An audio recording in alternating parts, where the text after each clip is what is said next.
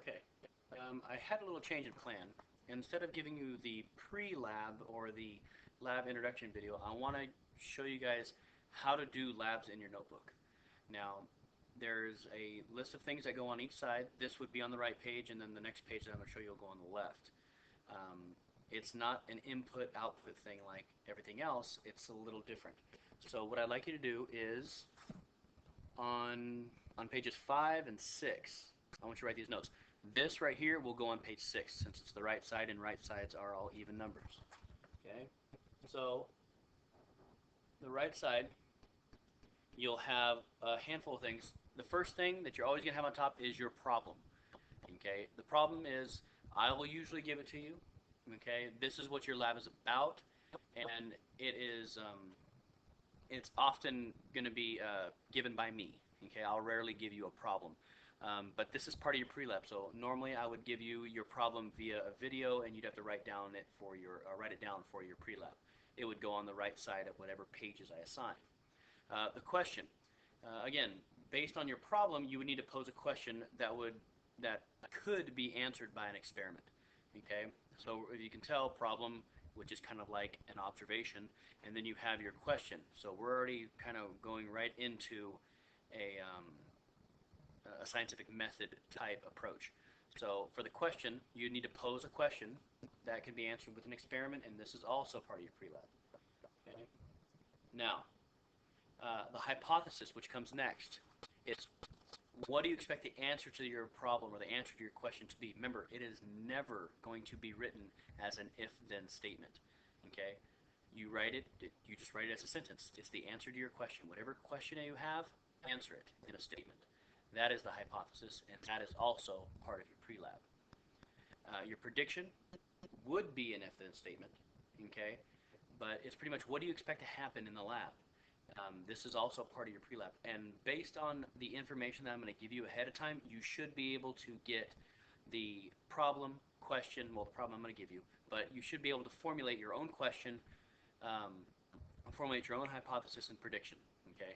Until you guys get familiar, I will be giving you the question, but as the term goes along and as the year goes along, you should be able to pose your own question, hypothesis, and prediction. So let's go ahead and scroll down a little bit. Your procedure. Keep in mind that everything is to be written in blue or black ink when I see it. If you want to write in pencil in the meantime and then rewrite it in blue or black ink, I'm okay with that too. So I'll read it. Sometimes your instructor will give you the procedure beforehand. Most of the time I will. Okay, so if you need to read it over the procedure and then write the procedure in your own words. Okay, you are not to just copy it down word for word. Okay, and it says right there not to be a list. You need to have it in paragraph form.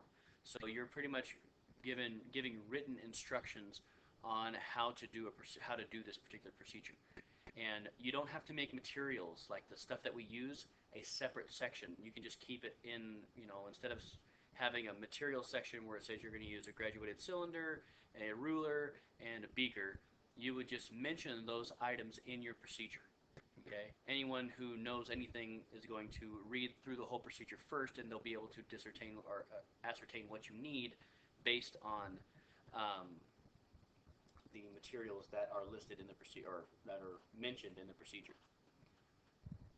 After your procedure, you have your independent variable. This is this thing that you're changing. Okay, so what are we trying to look at? What's the focus of this question? So it's what you're wanting to change in the experiment.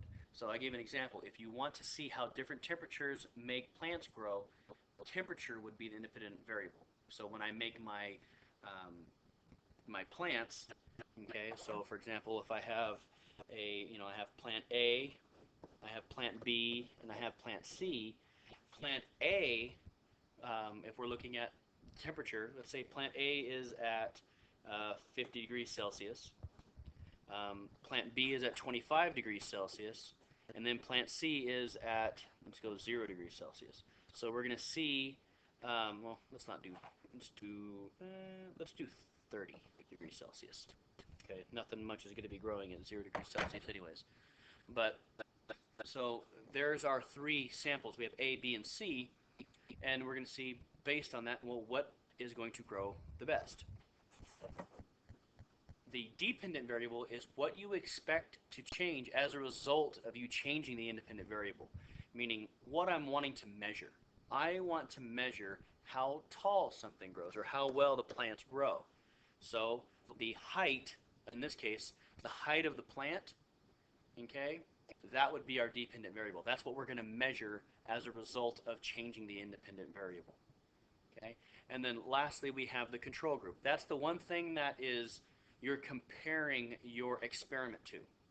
Okay, now if you're looking at this and you say, well, I want to see how it reacts at different temperatures, well, this guy right here, that's room temperature, roughly 25 degrees Celsius.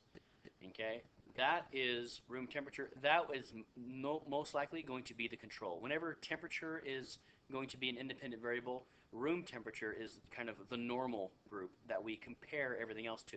So this would be our normal. We're going to see what it's like if the room temperature is increased by just 5 degrees Celsius versus if I double it. Okay. Now, like I said, these are just examples of how to do it. I will help you with independent variable, dependent variable, control group, probably much during the first semester, and maybe if we're good, the first quarter, and then the rest of the year, you should be able to identify the independent variable, identify the dependent variable, and identify the control group. Okay, on to your left page, which should be page 5. Okay, so this is how to do Labs in your Interactive Notebook. Make sure you're taking notes on this so you can always refer back to it. Okay, you're going to have a few sections on the left side. This is where all your data collection is. So once you've done your experiment, this is where you're going to report your data. It's going to be on the left side of the notebook. Okay, now if you have quantitative data, where you actually have quantity, you're counting or you have a number associated with it, you need to make sure that you have units. Okay?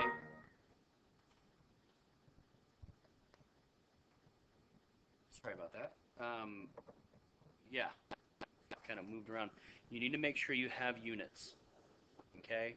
So if I measure in grams, make sure it's in grams. If I measure temperature, make sure it's in degrees Celsius or degrees Fahrenheit. Chances are it'll be in degrees Celsius.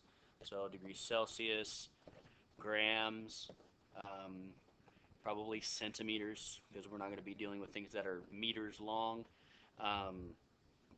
milliliters, okay, so on and so forth. Those are all units that we're using to give our measurements some clarity and some structure.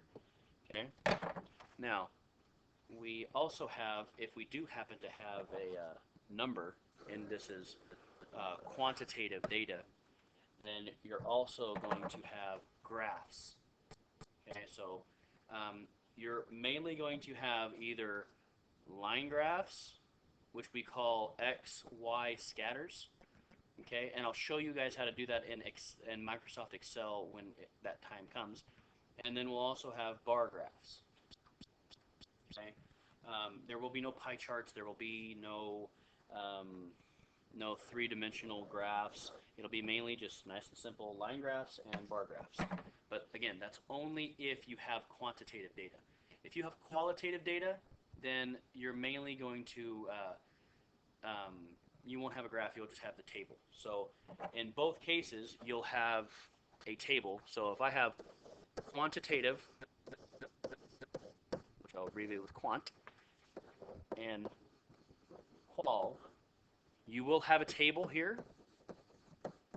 You will have a table here, and I'll show you guys as we go along how to properly construct a data table. Quantitative, you will have graph. And with qualitative, no graph. Clear? Good.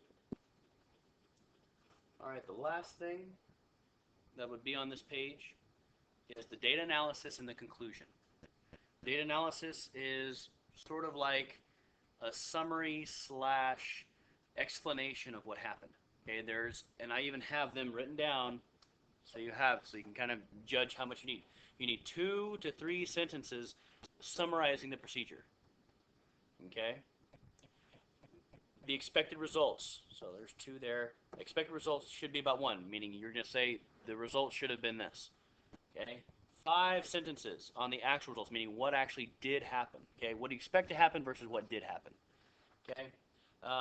If you wanted to go 4 to 5, then that's okay too. So we'll say 4 to 5, and here it was 2 to 3. Okay? What did you? So the next thing, what do the actual results mean? Meaning, why did it happen like that? Okay, what caused that to occur? And that's probably a sentence, maybe 2, 1 to 2 sentences. And then if the actual results and the expected results were different, give suggestions as to why they may be different. So if your expected results and your actual results were not the same thing, okay, then you should give me at least 1 to 2 sentences about that. So your data analysis should be, at the very least, 1, 2, 3, 4, 5, 6, 7, 8, 9, okay, to what, 10, 11, 12, 13, 9 to 13 sentences. This is a pretty big chunk.